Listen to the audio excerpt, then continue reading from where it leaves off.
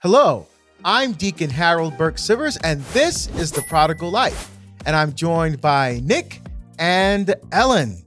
And we are here to help you draw you more deeply into the very heart of God's love. Amen. And we're joined today by a very special person, Nermine Rubin. And we're going to be talking today about what, Ellen? We're going to Why are we wearing these hats? We're wearing these hats. This is Nermine's mission. I would say it is the God's called mission. And she has a beautiful nonprofit called Water for Mercy, which she's going to speak a little bit to. And then you're going to see a really quick video that'll give you a little bit more information. And then we're going to have a really lovely talk about water and why water is so important in this mission, in your mission, and how Divine Mercy has played a role in this beautiful mission. And because of the video that we're going to show in a little bit, if you are just listening to the show today, we do highly encourage you to go into YouTube or Facebook and find, or the Awaken app, and find the video version of today's episode, because the video that we're going to show is actually really lovely. So it's very, very good. So tell us a little bit about how Water for Mercy began. Wow. Well, I always say it all started with God, of course, the source. Okay. And when my daughter was 8 years old, she's now 25, but ever since she was 8 years old, she kept saying, "Mom, I want to go to Africa and I want to volunteer with the orphans." And I kept saying, "I have no desire to do that." So every year I said, no, no, no, no, no. Which is a super understandable response from a parent. I mean, if my kid said that to me, I'd be like, no. Right. So it just so happened when she was 15, I was doing my Marian consecration, which is basically devoting your life to Jesus through his mother and asking the Mother Mary, the Mother of God, to raise you to be closer to Jesus and like him. And I was doing 33 Days to Morning Glory, which is a Marian consecration written by Father Gately. And it just so happened that she asked me, and I was about to blurt out my normal no, and I heard my heart say yes. And that was the beginning. And wow, that was, I like to say God does not call the equipped. He equips the called. And it all goes back to, when Mother Mary said yes, she never said, "Wait a minute, how am I going to do that? Who are you going to?" No, she said yes. And what? God equipped her with Saint Joseph to be her protector. Her husband, her, partner in life throughout raising Jesus. So when you say yes and you truly surrender, God does not call the equipped, he equips the called. So that first year, the other thing is I highly recommend that I was advised from Father Gately is when you give your life to Jesus through Mary, you say, "Mary, just like I am your daughter, I am your son, I am one of your children. Be gentle with me, be gentle with me." So Mother Mary will be gentle with you and let you do and let you see what it is that you need to see of and that was basically what I experienced. So that first year, it just so happened I knew a priest from Tanzania, which is the eastern part of Africa, and he arranged for my daughter and I for that summer to volunteer at an orphanage. And let's just say the first 2 days, I had a panic attack. I was in my 50s and I'd never had a panic attack in my life. We were staying at this remote orphanage, but again, Mother Mary was gentle. It was a bedroom community of Kilimanjaro. So it was remote, but after 2 days of just having a panic, I couldn't open a window. It was late at night. I got up to go to the bathroom. There were roaches everywhere. I panicked. To me, a roach just grosses me out. So I take out all my bug spray and more roaches came. And then I started slipping in it. And then it was just like, so thank God, like the next day I'm like, "Samantha, we're going to live and we're going to stay at a hotel." Thank God, with the exchange rate, a hotel there, we were able to spend $35 a night and we got, a hotel, and we took a tab for $1 a day. And I'm like, "We're going to do this. And then it was more doable.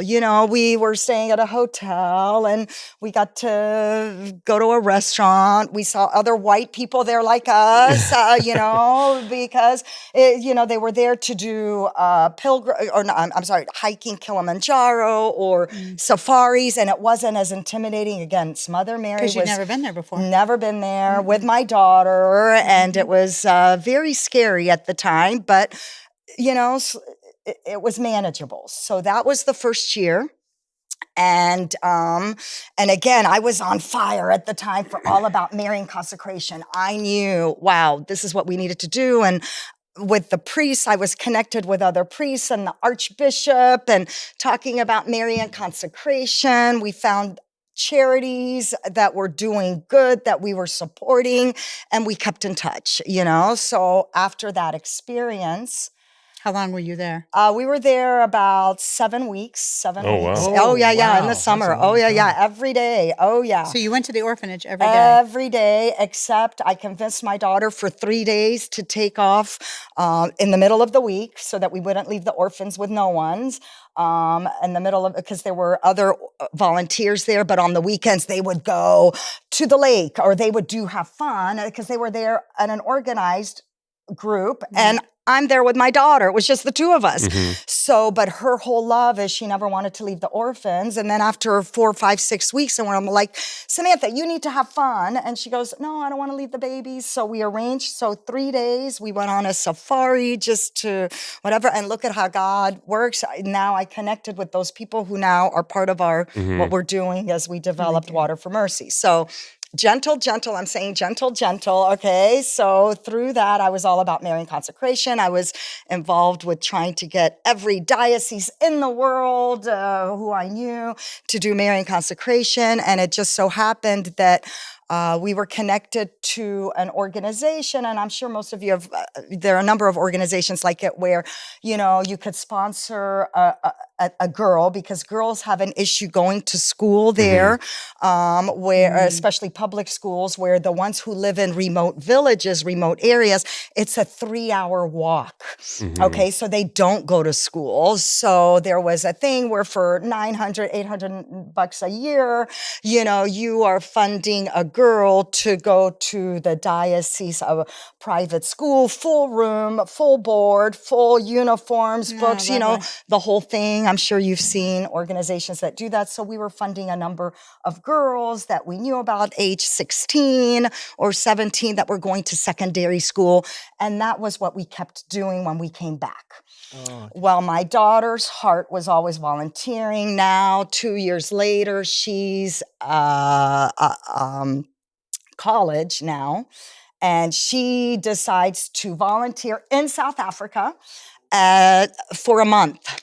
Well, it just so happened that my priest friend from Tanzania found out about it and said, do you think your daughter will come and speak to these girls that you have empowered to talk from a teenager to a teenager to talk to these girls as to how you could do anything with an education, blah, blah, blah. So I mentioned it to Samantha and she's like, okay. And I go, I'm going with you. And she's like, no way, mom. This is my thing. And I go, I promise. I'll just go for a few days. I want to talk to them. I want to talk to the bishop about Marian consecration. And I'm originally from Egypt. I was already on that side of the continent. I'm like, I'll just go to Egypt afterwards. Okay. Well, it just so happened that it's in a city called Dodoma. Okay. And Dodoma is a more remote area. And to tell you about what I said about the Black people, they've never seen a white person. And they think we're witches. And my daughter has beautiful, like turquoise blue eyes. They cursed her. The children are running away. They're screaming. They've never seen a white person in their life. Like when you were in Dodoma. When we flew into Dodoma. Talk about a culture shock. Like, I say that Mother Mary was gentle. Well, let me tell you, when I arrived in Dodoma, the Holy Spirit kicked me in the butt because he knew I needed to do something. Yeah. And during those years, I was forming my faith, being a better disciple of Jesus, learning my Catholic faith again, learning my duty as a Christian to use my talents, because we are all the body of Christ. We are all connected. And you know what? We're only going to be as strong as that weakest link. Amen. So I hope I'm not the weakest link, please. But anyway, so what I'm saying is that, again, it just kind of was a cultural thing, and it was not at all what we thought, because, like my daughter and I, like, she had a real meltdown. I'm sorry for saying that, but she really did. Like, she's like, you're not leaving me. You're not leaving me. I'm like, don't worry. I'm going to cancel my trip to Egypt. I'm staying here. And thank God, after 3 days, she felt comfortable and to go there. And I'll tell you what kind of kicked me in the butt. Okay. We went to these girls, and they are so proud, and they've got their uniforms that we gave them, and they are so happy because no one's ever come to visit their home. Okay, so we are driving for about 3.5, 4 hours, dirt roads. I mean, you're talking about, they call it an African massage. Oh. Okay, when you're driving in these, seriously, the African, because you are jumping, and those of you, sorry, I have to wear a support bra, just say, it's just very uncomfortable. Okay, so we're driving about 3.5 hours, remote area. Okay, we go in, and if you can imagine, almost like a neighborhood, a subdivision, okay? But it's all mud huts, all dirt roads, and they're all scattered about. But it's basically a subdivision. And as we were going in, I noticed that there was like a group of men sitting around a barrel, and they're all like smoking and drinking and just sitting there, just saying. And I'm like, wait, it's like 2:00 on a Tuesday. Why aren't the men working? That was my first thought to myself. Little bit hair in the back of my neck rises up. That kind of bothered me, okay? Then we go back, and then we go to the home of the girl. And if you could imagine a 2-room mud hut, okay, and we walk in, and, I'm taking in the scene, and there's the mother. The girl, of course, is 16 that we are supporting, and the mother is maybe 10 years older. There doesn't look that much older. She's got a baby on her boobie, suckling. She's got another child on her leg, grasping, scared. Never seen a white person like us before walk in, scared, screaming. We find there's the grandmother there.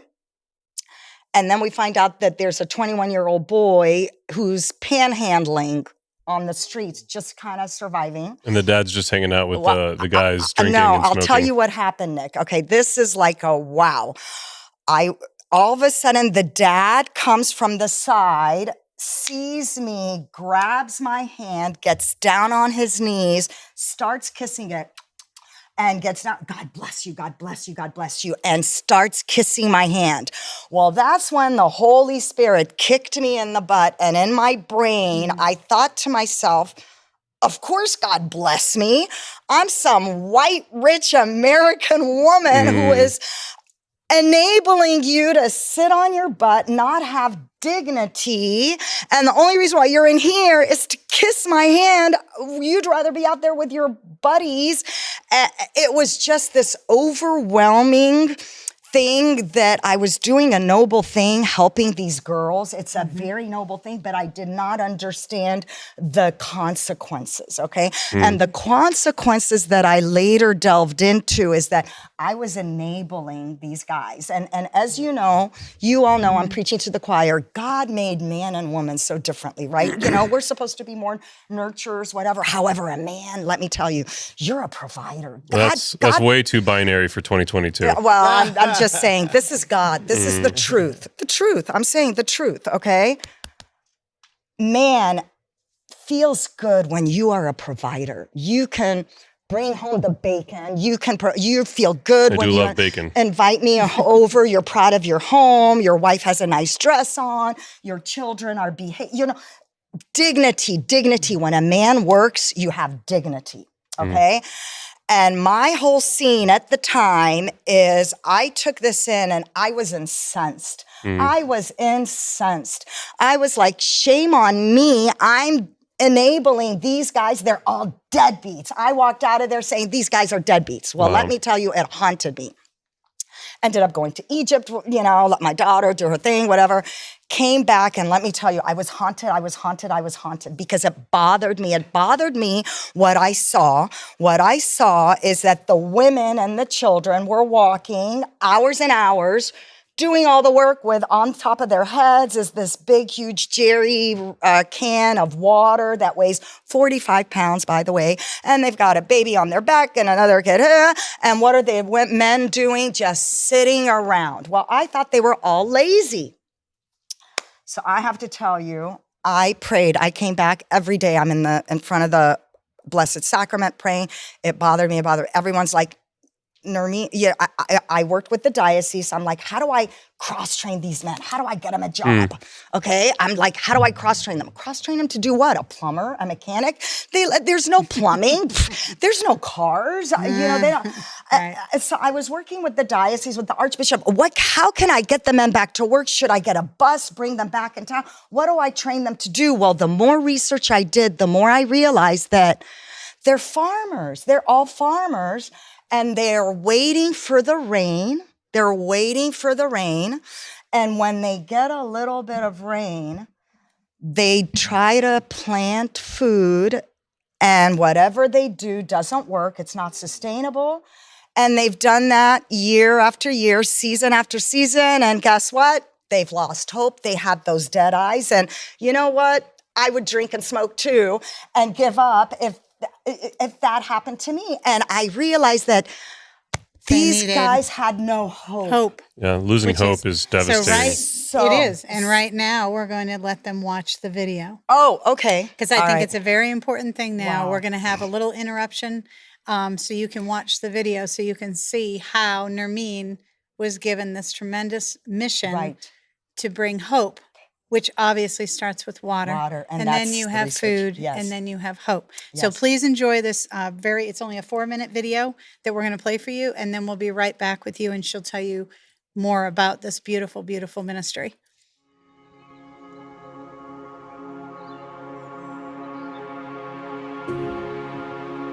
The first time I arrived to Africa, I was shocked. When my daughter kept asking to come to Africa, I said, no, I don't do third worlds. Being from Egypt, I know what poverty is. And I didn't want to see that. And thank God we have means. And I always said, let me give to other people. And I don't want to see it. I don't want to see it. And it was the year I came to Tanzania, which is here now. And we came to Dodoma. And it happened to be in 2017, and I did not know it at the time. It was a drought. There was no water around. I saw women walk for hours and hours and hours getting water, and the water was as black as my skirt, and they were drinking it without filtering it. I just saw a vicious cycle of poverty. With no water, how can they eat? There's no food. It hurt my heart so much. Then that is the reason why I decided to start Water for Mercy, to provide a solution. I know a number of people like the saying, don't give a man a fish, teach them to fish. That is my philosophy. However, you cannot fish if you're hungry. You have to give them water first, give them food first. Then when they're feeling strong, they can think, and then you can teach them to fish. Our whole mission is to provide water, food, and hope. The Water for Mercy team is Innovation Africa for water, Cultivate for food, and with Cultivate and Don Bosco, we are providing education. We are now changing these cycles of poverty into bountiful cycles of success.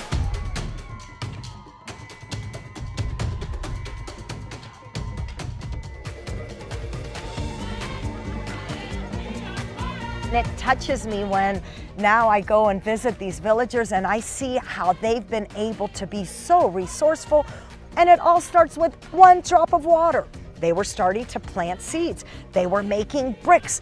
They were starting to be motivated. They had water. Now they can have their little gardens, and they're growing tomatoes, they're growing okra, and they're feeling good. And that is when I decided to provide a permanent solution, not be on a subsistence level to just survive, but to thrive. That is hope. We are comprised of like-minded organizations that all have heart. We deal with the poorest of the poorest of the poorest. Innovation Africa provides the means to bring water. Step 2 is food, partnering with Cultivate. The third one, we are providing hope because we're not just growing vegetables and produce. Through Don Bosco Institute, we are growing professionals.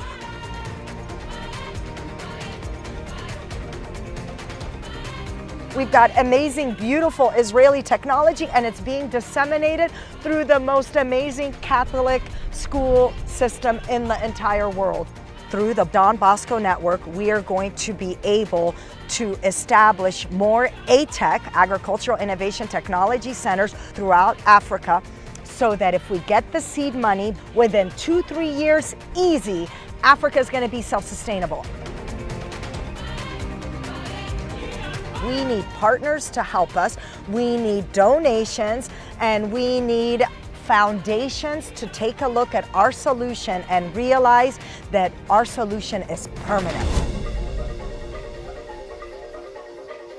Well, as you could see, again, it all starts with water. I couldn't believe the condition of the water that they were drinking on a regular basis. That is so unsanitary. It's so terrible. It was. I mean, just watching that was my heart broke watching that. I know, and it broke my heart because I thought to myself, how could I? I'm just one person. I'm a woman. I'm not that. Yeah, I'm just one person. I'm like in the USA, water. That's like utility companies. That's like governments. And we take it for granted. And that's not me. Like, how could I help? How could I help? But again, I bring it back to when you surrender and you say, God, help me. Why are you putting this in my heart? He does not call the equipped. He equips the called. He equipped me with the rock stars. It's a long story. I'm going to sum it up. In a nutshell, I realized it's all about water.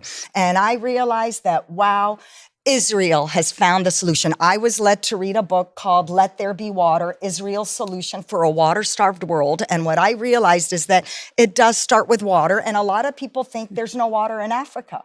Well, guess what? There is water in Africa. You just have to get to it. You have to drill down to the aquifer. You have to get down about 400 feet at some point, okay?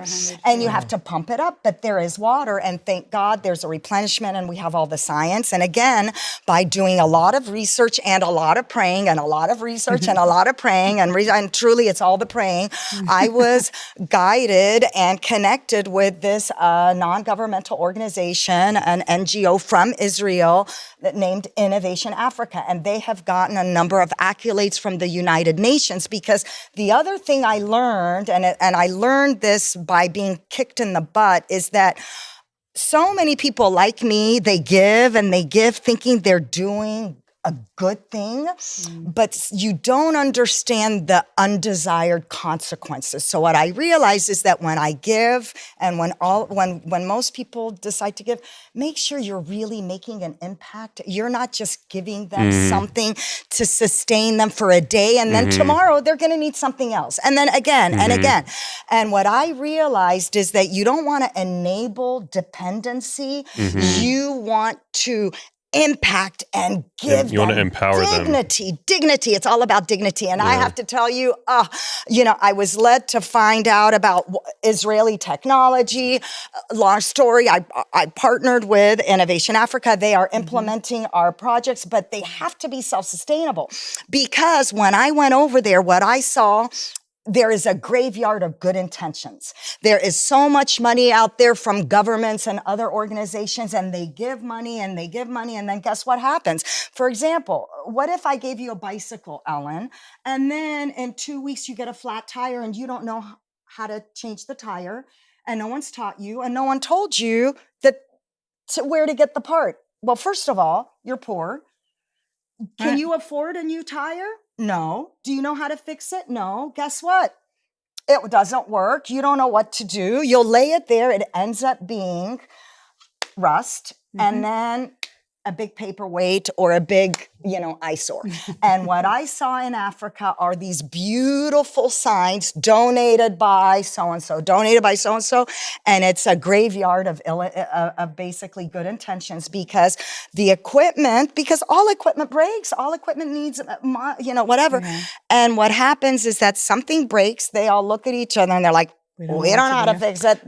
And they don't have the money to fix it. I think that referring to it as a graveyard of good intentions is really overly generous on your part, because I think that there's a lot of times not that great of intentions. I mean, I just literally 2 days ago, I was looking at this story about this, I don't know if he's a real millionaire or a fake millionaire, but he made some grand gesture of launching a satellite, donating an antenna to a little tribe, a school, and basically he had to ship the antenna, and that school as a project had to learn how to build and erect the antenna in such a way with perfect positioning and everything to then receive the signal from the satellite that had been launched to be transferred $1,000 worth of a cryptocurrency that is not even one of the popular ones. It's not Bitcoin, it's not Ethereum, it's not Cardano. It's just some random, I think it's called Metal something.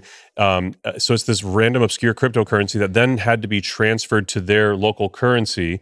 All he could have done from the beginning is just send them $1,000 worth of their local currency, but he made it this elaborate thing as some huge gesture to point to himself, like, look how I'm using cryptocurrency to bless this tribe. It's like, dude, how overcomplicated was that? Like, just send them the money. You're making them erect some antenna for this one-time transmission of this obscure cryptocurrency that then they're going to have to, get changed to their currency. Like, just so bizarre. And does that really help any of those kids? Yeah. Well, no, you have to see the need and then find something that has an impact to take care of that need. And what I saw is... They needed water. They need water. Yeah. Water is first step. I saw, do you know what? I mean, these are horrid conditions. People drink blood of animals. They don't have water. They're just dying. They're dying. They will do anything to survive, okay?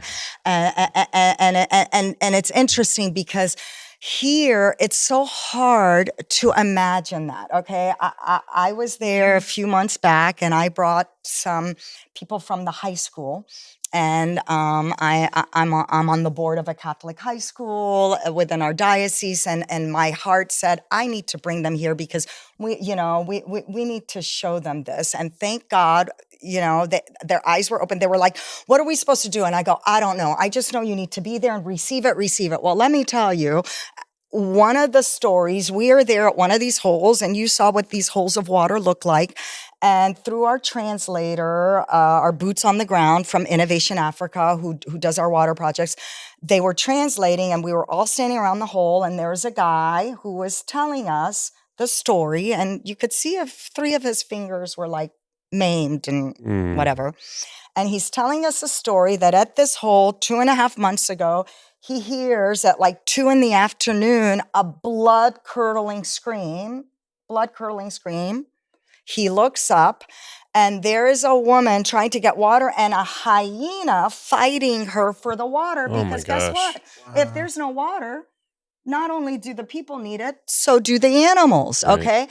So he drops everything, runs, and he fights off the hyena, ends up saving this woman's life. We met the woman, but the hyena ended up taking 3 of his fingers.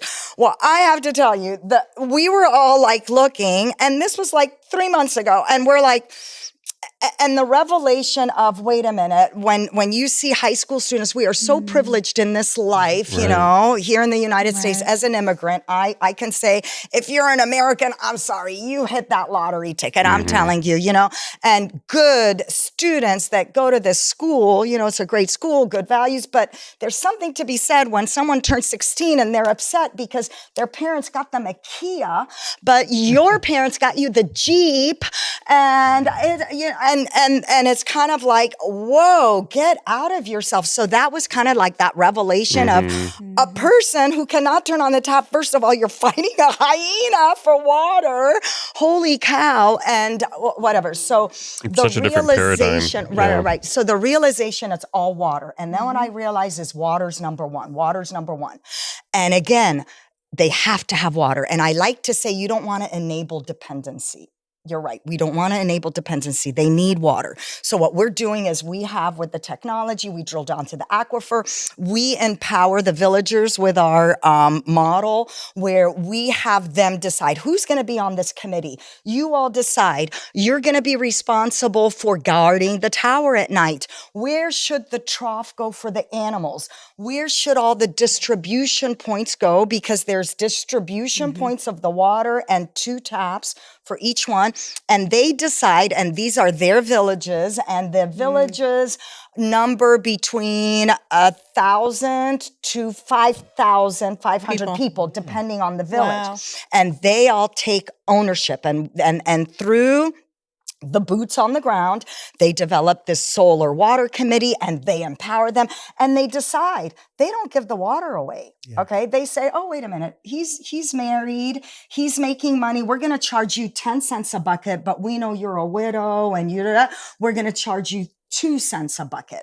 And, you have 5 kids. You don't line up till everyone's done because the queue is going to be longer. Like they have a method and they know. And when I go, they're so proud. They show me the ledgers. Yeah. And I have to tell you, they're held accountable. They collect money and that money, guess what it's used for? For them to fix things to hold them accountable. And I'll have to tell you, one of the things I brag about is we have a remote monitoring system through my Israeli NGOs, the engineers that they've developed this. And this is key because again, if something breaks or it doesn't work, we know about it before the villagers know about it. Wow. Okay. So I have a button on my phone. Boom. I know every single project, how much solar is being used, how much water is being used. If something breaks or doesn't, we know about it. So I'll have to tell you what happened to one of our villages. And this happened 2 years ago. Oh my gosh. Talk about embarrassing to them because again, water's number one. When they have water and they've had water for about 8 months, they're good stewards of their water. Then we see they're motivated because what happens is that these distribution points, there's always a splash or a dribble, right? So what we see is, wow, all of a sudden, there's a nice little garden here, the garden of, they're growing food, they're growing food, they're being resourceful, they're good. So then we see they're motivated. Then we bring in agriculture, and agriculture is key. But I'll get to that in a second. But this one village was so excited because I was visiting, okay, and they had been good stewards of the water for 9 months, and I show up at 9:00 in the morning, and I go in there, and I was shocked because our engineers, which you saw in the video, the orange jumpsuits with the yellow hard hat, they're there, and they weren't supposed to be there. And there's like all this commotion. And then I find out they've been there since 7 a.m. And what happened is that at 5 a.m., we got an alert.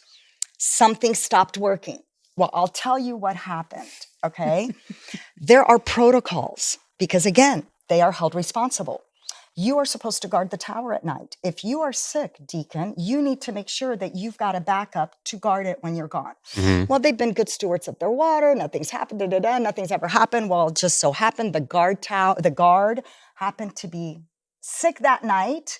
Thought, didn't get someone to cover his shift. Oh no!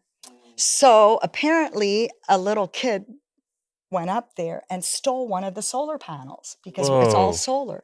Because, well, at 5:00 in the morning, ding, ding, ding, we get alerted. We alert the villages. We're there. Our boots on the ground. Boom. We're trying to fix it.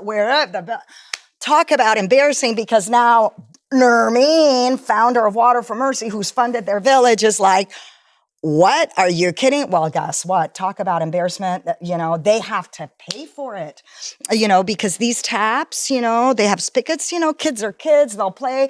The first thing that will break is what? The tap. Mm-hmm. Well, guess what? They're going to pay for it for their kitty. They are held accountable. This is dignity, okay? So it starts with water, number one. When they're good stewards with water, then we bring agriculture. And I have to tell you, wow, I talk about Israel. Wow. Israel, if anybody's been to Israel, I know you've been there, okay? They have flowered the desert. If you look at where they've been at, they have, through their technology and their innovation, truly, with their technology, we can not only drill to the aquifer and have this remote monitoring system, we now bring in agriculture. And it all starts with good soil, good seed, a good foundation. wow, a good foundation of which everything else will be built. Well, what I learned is that Israel has basically their technology, good soil, good seed. That tomato plant that you or the United States grows in their, farms might yield 20, 25 fruits of tomatoes. Right. The Israeli way, now it's staked, now it's done this, now it's gotten good nutrients, good seed, whatever. That same tomato plant is now rich in nutrients, but is now yielding about 120 tomatoes. Wow. Now you're talking about money, money, money, okay? Because I want to tell you, incentives work, okay? As I tell my kids, the harder you work, the luckier you get. The harder you study. So when you're elevating their economy. Exactly. So there's also a terminology called eat the rainbow. Eat the rainbow, okay? And that's not a reference to Skittles. No. But the colors are, a purple eggplant will give you a great vitamin, or, orange carrots, green leaf. When you eat the rainbow, then you're eating well. I've learned people are like plants. You give a plant too much water, you give a plant too little water, you give them right amount, optimal, just like people, optimal. So now these plants are getting optimal, and then we're bringing in a technology called drip irrigation, and that is optimal. And if you can imagine, and again, it's Israeli developed, drip irrigation, if you can imagine a hose, but there's a tiny little pinprick, okay, strategically placed at the root of every plant, okay? And it's not just water, it's also nutrients. It's also God's way of using natural pheromones as a pesticide, letting the land rest after 7 years as a charity thing. Like, this is all mindful from Israel. So now I work with Hebrew University, another organization called Cultivate, where now with the water, I say God touched my heart, and now his love is flowing as clean water to make Africa green, and green with growth and green with money. Because what I've learned is that now not only are they eating the rainbow, but wow, they're making money, okay? So remember these men that I told you were deadbeats with the black eyes? Guess what? They're getting up at 5 a.m. They're motivated. They are out there working. Like, that's amazing. Wow, I swear, everyone could be driving a Lamborghini in Africa. Truly, with this technology, I mean, I'm saying that as a joke. Sure. But truly, there is wealth to be made. And what you realize is that these men have dignity. Holy cow. You go to our villages, and these guys are like proud. They're building now these homes out of brick that they make with the water that we give them, and they're so proud to show you their homes. They're now working.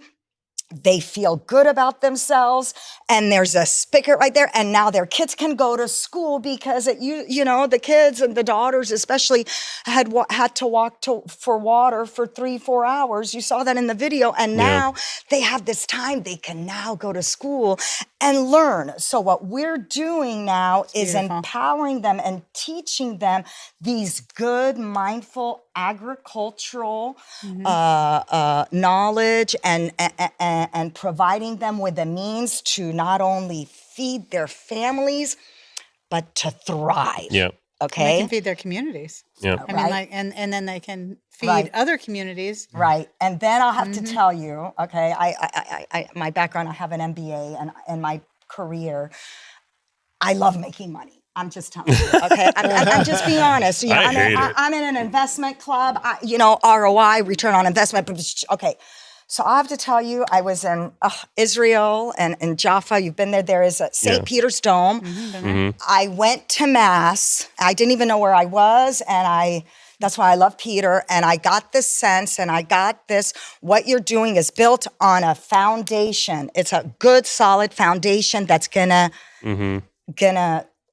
build. You cannot build on sand. You cannot build on something that is not sustainable. It has to be a good foundation. And at the time, I did not know, what it was that God was doing. And that's when the next morning, I went to Hebrew University and learned all this.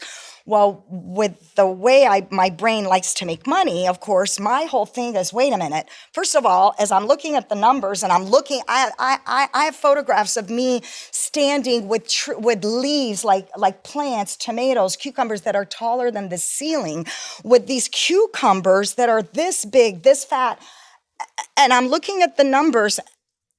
And based on the ROI in my brain, of course, I'm thinking, how much money can you make? The return on this. And I'm like, wait, you must have your decimal wrong. This doesn't make sense. And they're like, no, the decimal is right. So, of course, my brain went into overdrive. And I'm like, how do we get money made quickly and it be self-sustainable?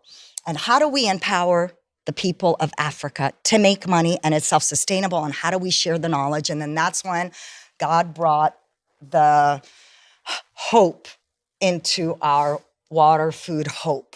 And the hope is where now we are working with the Salesians, which are the priests from Don Bosco Technical Institute, of which we are now sharing this technology and teaching them so that they can teach themselves. That's amazing. And for those of you, I know you've heard of the Saint Don Bosco. What people don't really know is that he's the inventor of Bosco sticks. Yeah, Bosco sticks. I don't know about that, but okay. I'm kidding. But the Technical Institute, and I'll tell you, Don Bosco was a priest, and he lived in the late 1800s outside of Turin, and he was seeing that boys at the time, because only boys went to school, and they were kicked out of school for some reason, and they were out on the streets, had no dignity, and they were begging, and he hated that. Because again, as you said, Deacon, every person has dignity. God wants us all to have dignity. We are in his image, dignity. And when he saw these boys begging, he wanted to figure out why. Well, you know what? Back then, you weren't diagnosed for ADD or dyslexia. You had spilkies. You were just a troublemaker. You were kicked out of school. So what he realized is that, you know what? He or she or he may not be, okay to sit in school and pay attention to be a doctor, but they could get a job. They need dignity. So the first thing he did is do what? He got a printing press. He taught them how to work this printing press, how to oil it, how to run it, how to go out and market it to companies. We'll print out your flyers. So with the purpose of what? Making money. They had to make money, and then they got a second printing press and a third. So the fundamental infrastructure of a Don Bosco TVET. TVET stands for, it's an acronym that stands for Technical Vocational Educational Training. If we could equate that here to the United States, like the VOTEC schools, trade schools, okay? So this is where the people who are the forgotten, the poorest of the poorest, because the Salesians deal with the ones that are thrown away, the ones that are in the slums, and they don't have a means of an education. They provide them a trade and a job. So every single TVET, they teach a trade. You could be a plumber. You could be a masonry. You could be a mechanic. You could be a tailor. You could be a whatever. But you have to learn a trade because you have to make money. Okay, and these TVETs run by these priests throughout Africa. What I found out is there are 107 TVETs located throughout Africa, throughout 36 African countries. All run by the Salesians? All by the Salesians, and That's they amazing. have to be self-sustainable. And I remember when I went there, when I was being introduced to these people that were doing good a few years back, and this is when I say God plants seeds, I remember going to the TVET in Dodoma, and I was like, wow, they're not just another charity saying, can you help, can you help? Like, they're earning their own money. Like, they're running like a business. Like, they know the business. Like it impressed me that they had that business acumen. That it's nice to ask a benefactor for money, but it's also nice for us to make our own money to be self-sufficient. So what I realize is that they have to be self-sustainable. So when God emboldened me to set up a self-sustainable model, I'm like, where can we get a good education to get land and labor. And I remembered Don Bosco Technical Institute. And when I went there just the year prior, and the priest was like, "Oh, Nermine, did I show you? We now have a solar department." And I thought to myself, wow, they're not just teaching them to be a plumber or a mason. They're like, it's innovative. I was like, wow. That's amazing. Wow. So when this whole thing came, I'm like, of course, we're solar, this agriculture. Yeah. We proposed this, my field of dreams. It's the perfect tie-in, yeah.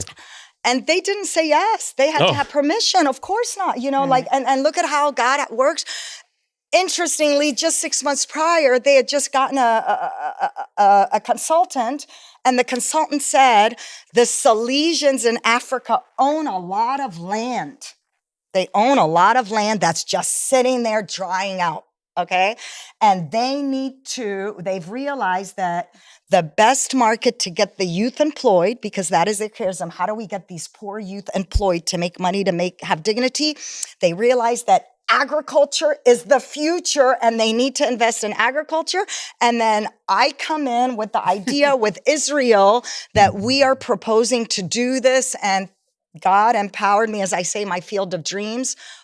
My husband, I was selling a piece of property. I'm like, I need to just do this as a witness, because how can I ask you to support me if I didn't jump in and say, I'm going to fund this? So I cashed out my IRAs, my investment group money, all this stuff to put this as the field of dreams. It was about $250,000 US just to get it started and to basically show this is how we're empowering the youth. Well, not just the youth. Now this is a hope. So now we're bringing in agriculture, we're bringing in seeds and know-how. So not only are the students learning, you're talking about these farmers that have been learning all these bad methods. They're coming in, the universities are now coming in, and they are now learning things that are self-sustainable, that they can make money. Incentives work. So that is the hope. Yeah. So right now, what we're doing is we are providing water is number one, food, and then as a means for the villagers, because again, the villagers live in these areas where they're the poorest of the poor, we fund these villagers to come to our schools. The ATEC, it's an acronym, stands for Agricultural Innovation and Technology Center that we have within Don Bosco, that we are now providing them with a degree, a 6-month degree certificate and a 3-month degree certificate. And what I've learned is that Don Bosco, in terms of all type of technical trade schools throughout Africa, they are the best. So even the private people who have money, they want their kids to go to this school, because once you have a degree from Don Bosco, it's like, woo, you want to hire them because they have that good work ethic, and it's run by the priests, but everybody there, it doesn't matter who you are, whether you're Muslim or Lutheran or a pagan or whatever, they teach everything. So what we're doing now is providing the hope, because we need to empower them that this is theirs and this becomes theirs, and they teach themselves. And with the remote monitoring system, we can still oversee and monitor everything and still hold everything accountable. And we still come in and make sure that everything is being taught according to the standards. Now, aren't people, if I remember a conversation we had yesterday, you have 11... You put in 11 wells, correct?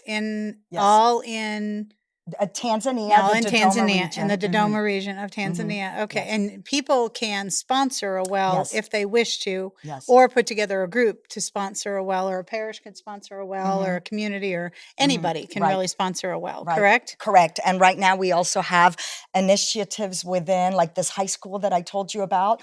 We now have a Water for Mercy service chapter for the students, and they adopted a village. Okay. Oh, wow. And when you adopt a village, they wanted to bring awareness to it. And, in this high school, there's like 350 kids total. In Florida. In Florida. And Mm-hmm. 80 kids signed up to be part of this Water for Mercy Wow. class. So thank God. Look, so now it's part of their global impact curriculum because they learned you don't just give them a handout, you give them a hand up. You give them a means that it could be self-sustainable so that you're not enabling dependency. You're really teaching them how to care for themselves and have dignity. So we have these programs where people can fund a village.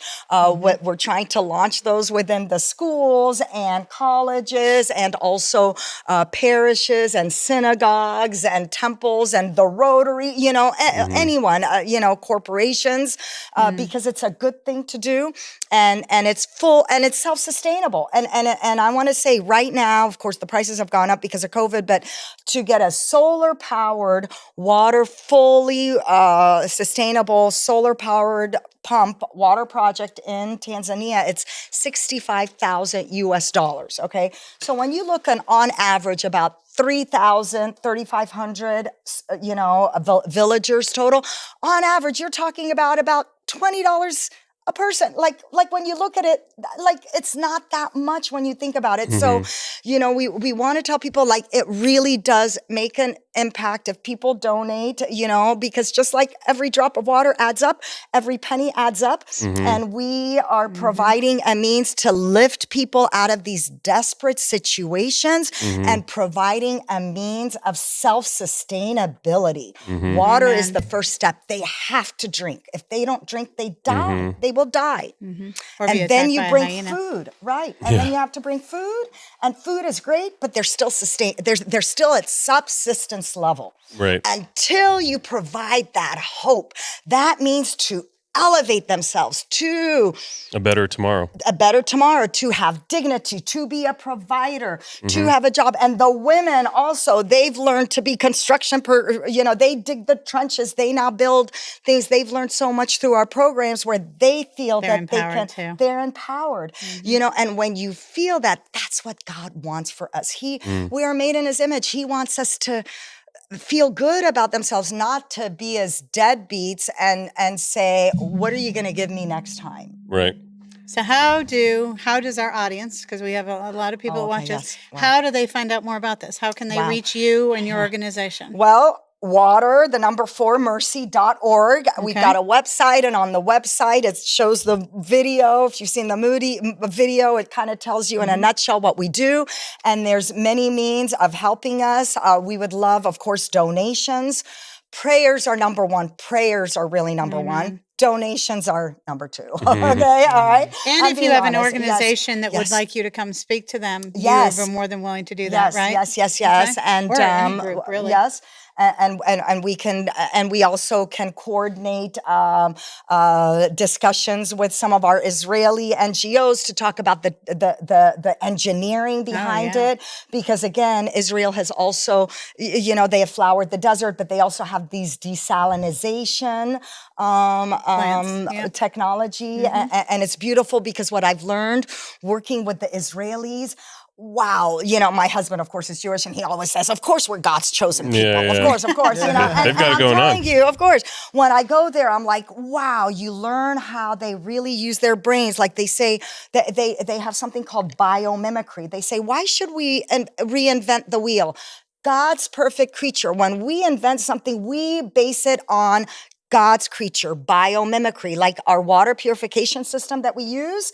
Guess what? It's based on the best filtration system ever in the world, our kidney. So the whole filtration system is based on the kidney. Like you realize, like what they're doing is based on what amazing. God has given them. So I've learned the beautiful things. So we would love donations. We would love support. We would love engagement and grants and people to realize what we're doing is truly a means of empowering people to give them a sense of dignity as humans, persons of God, so that they can thrive. And in the high schools, if they're interested in having an organization, like you can help them set that up too, because you already have one set up. Which high school is it in? Clearwater Central Catholic High School in Clearwater, Florida. And we have, and I'll have to tell you how I've been getting a lot of my donations. Thank you, God. I say it's all about the heart. And that's why I say we always have to pray God to touch hearts. And we've been blessed because these 12, it's actually now going on 12, 13, because I'll have to tell you, like I spoke about charity being a witness. And when you jump in and you do, people see, and you don't realize who sees. Right. And we were blessed that we had a news reporter do a story locally on the students, how these students at this Catholic high school that are privileged, or people would call privileged, are bringing attention to these poor people that are having to fight hyenas for water. Did a small little segment. Do you know that the high school put it on their Facebook? One of the alumni of this high school saw it, says, I'm not even ever on Facebook. I don't know why I saw this. Sends me a message through Facebook. Okay, and this is how I tell you, of course. I get weird messages on Facebook. I'm sure a number of you do too. Okay, so let's just say it was like 2 weeks later. I'm like, okay, delete. And then all of a sudden I see this message. Hi, I just saw this. I'm an alumni, blah, blah, blah, blah. Could you call me? My husband and I were intrigued. Long story short, they're like, how can we help? Oh, you can help. No. We want to fund a whole village. We are not rich. I just want to say we are not rich. But God has blessed us. We're comfortable. Our kids are grown. Wow. And when we saw the impact of what $65,000 can do for you instead of us buying another new car next year, we want to fund a village. So that's not public yet it will be maybe by the time this is aired. Wow. That is the witness, that the fact. And it's interesting because I told the high school, the students, look at your witness. The people, the administration is like, we know her. And I want to say they give every year, but they give, modestly. They give modestly. And somehow God touched their heart to jump in to say, we've given modestly, but God has touched us that we want to impact and change lives. So another well's going in. Another well is going in. Amen. When I was there 3 weeks ago, I told that village that we got a sponsor for them. Wow. They were, the celebrations that you see them have over water. It's incredible. Well, thank you very much. Amazing. So Water for Mercy, the number 4, mercy.org. So Nermine Rubin, you've been wonderful. Thank you so much for sharing your witness over the last couple of episodes and now about your organization and the great work that you're doing. Keep it up, and whatever we can do to support it. Yeah, congratulations. Thank you for your hearts, and thank you for your time, and thank you for caring. Yeah, absolutely. And God bless you. Yep, and we will pray for you, and we will pray for your ministry, as will all the people that are watching the show. I'm sure everybody wants to be a part of something that is as beautiful as this, because I think it could have a worldwide impact. You know what I mean? It's a worldwide effort, I believe, and it's beautiful that you started it in Africa. So thank your daughter too, Samantha. Yes, God bless Samantha. It's funny how God uses the children to speak truth into things. Yep. Well, thank you for joining us. Please check out our app. You can go to the awakenapp.io. You can get it on your Apple Apple Play Store. Apple App Store. That's what it is, the App Store, or your Google Play Store. Yeah. It's got wonderful content, and there'll be links to all kinds of great things. There's music. There's a messaging app. There's several beautiful podcasts, and then we have 2 daily shows. We have Awaken the Saint and Awaken the Word, which if you subscribe to those every day, you'll get a beautiful 3-minute message about the Word or the Saint of the day. So, and then Deacon is going to take us out and show you how you can support us so that we can help support beautiful causes like this. Just go to theprodigallife.com, and there you will see different levels of giving, and we've tied those to the different levels of angels. And so, of course, you want to be an angel investor in the Prodigal Life to help us continue to bring quality programming to you and to your family. Yep. All right. Thank you very much. God bless you all. And thank you, Nermine.